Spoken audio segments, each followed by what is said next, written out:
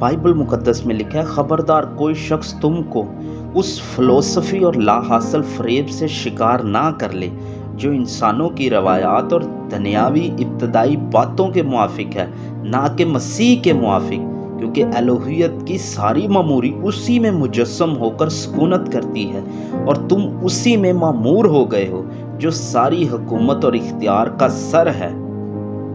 Bible मुकद्दस में लिखा है, खबरदार कोई शख्स तुमको उस फिलॉसफी और लाहासिल फ़रेब से शिकार ना कर ले। कौन सी फिलॉसफी, कौन सा लाहासिल फ़रेब? क्योंकि बाइबल मुकद्दस में रसूल कहता है, क्योंकि एलोहियत की सारी ममूरी उसी में मुजस्सम होकर सुकूनत करती है। रसूल यहाँ पर किसके बारे में कह रहा है? रसूल पौलुस रसूल कलीसिया को खत लिखते हुए खुदावंद यीशु मसीह के बारे में कह रहा है कि एलोहियत की सारी ममूरी यानी आसमान की सारी कुदरत ताकत उसी में मुजस्सम होकर यानी यीशु मसीह में मुजस्सम होकर सुकूनत करती है।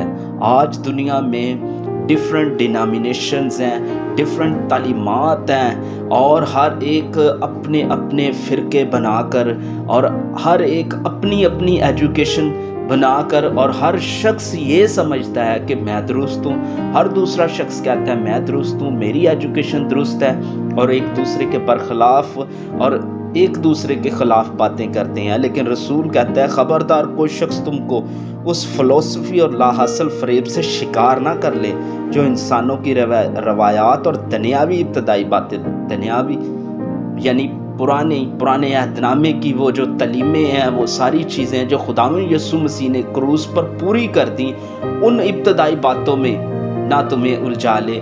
और इसी तरह उसने आगे बताया, क्योंकि एलोहियत की सारी ममूरी उसी में मुजस्सम होकर सुकूनत करती है यानी यीशु में। आज दुनिया में जब हम डिनोमिनेशन सिस्टम्स को देखते हैं, डिफरेंट तालीमात को देखते हैं, तो खुदाए वाहद की एजुकेशन नहीं दी जाती बल्कि खुदाए तसलीस की एजुकेशन दी जा रही है। तसलीस यानी कि तीन खुदा, ना कि एक खुदा जिसमें तीन तरह की अकनूम है, तीन तरह की शख्सियात हैं। बाइबल कहती है कि इब्तिदा में कलाम था, कलाम खुदा के साथ था और कलाम खुदा था, फिर कलाम ही मुजस्सम हो जाता है और फजल और सच्चाई के साथ मामूर होकर हमारे दरमियान रहा और हमने उसका ऐसा जलाल देखा जैसा बाप के इकलौते का जलाल। यीशु मसीह खुदा का कलाम है और कलाम कौन है? खुदा है। कलाम वो है जिससे खुदा ने हर एक चीज़ बनाई।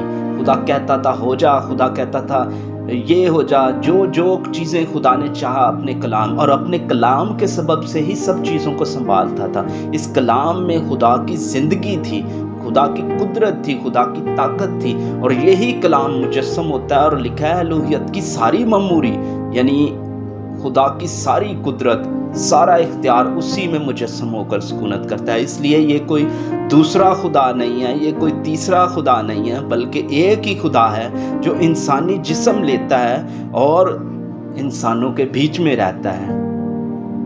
आज जिस तरह दुनिया की डिफरेंट एजुकेशनें हैं, डिफरेंट तालीमात हैं, इसीलिए रसूल कहता है, ख़बरदार कोई शख्स तुमको उस फिलॉसफी और लाहासिल फ़रेब से शिकार ना कर ले जो इंसानी रवायात और इब्तदाई बातों में है, ना कि मसीह की मुताबिक है जो हुकूमत और इख्तियार का सर है। वो सर है, यीशु मसीह हुकूमत और इख्तियार का सर है।